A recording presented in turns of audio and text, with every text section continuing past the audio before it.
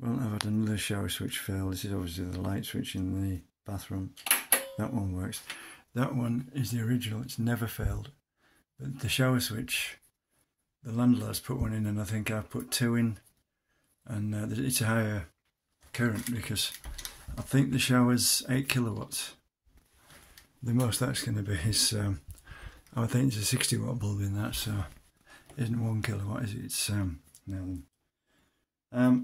0.06, is it? 0.06 or 0.006, is it? Yeah, 0.006 of a kilowatt, whereas that's taking 8. That switch I put in is rated, it's an isolator switch, it's rated at 45 amps at 250 volts.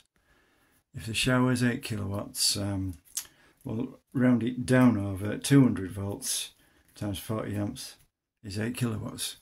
So it's over the job. And what do I find that's got the switch that's just gone? It's the first time I've ever done it. When I took the switch out, I stripped it down. The contacts weren't even burnt.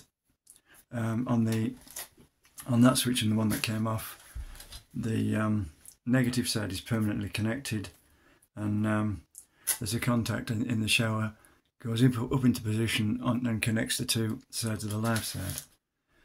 But it's the same on that one, but obviously you have these cords. You'd hope they didn't conduct electricity, because in a steamy bathroom you don't want to be touching a switch with a wet finger, because you could get a shock. But you put a cord on, you're not going to be anywhere near the switch when you operate it. But how am I going to operate that?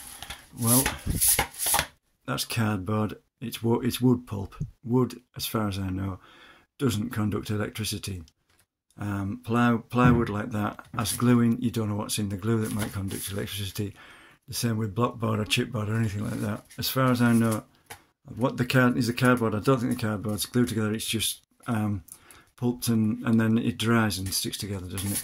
Well, I've switched it on, but I'm going to get a proper piece of wood to do it. Make sure it's a proper piece of wood with wood grain and not plastic coated or whatever. But a piece of wood, as far as I know, will not conduct electricity. Some plastics do. And this is a bit difficult because that, right, yeah, no, there it goes. Now the shower working. As far as I know, that switch is up to the job. It's above the power of the shower. It'll take more than that. Now 50 volts times 5 amps is 250. That's 8.25 kilowatts. I would think that's okay, because I don't know what the rating is of the switch that came out, but the contacts were fine. It was a mechanism that connects the pull cord to the contact that had melted. It was transparent, but it had gone black, and it was jamming. So I don't know. Well, if I get a shock off that, 240 volts won't set me on fire, so the neighbours will be fine. It has a circuit breaker for the shower and a circuit breaker for the main circuit breaker for the box. You'd hope those would have tripped, both would have tripped before it had killed you, or at least one had. But if I get a shock, it's my fault. But the steam stands as much chance of getting into the cord pull switch as it does into that one. Actually, I think that's looser, isn't it? When I strip the switch down, there is quite a big opening around the cord. It's the plastic operating mechanism that fails. So as far as I'm concerned, that one should last longer. Just it's not the contacts that burn out. And as long as it's up to the job, well, I'll try it first before I even get in the shower. I'll run it for half an hour or so and watch it and make sure nothing goes wrong.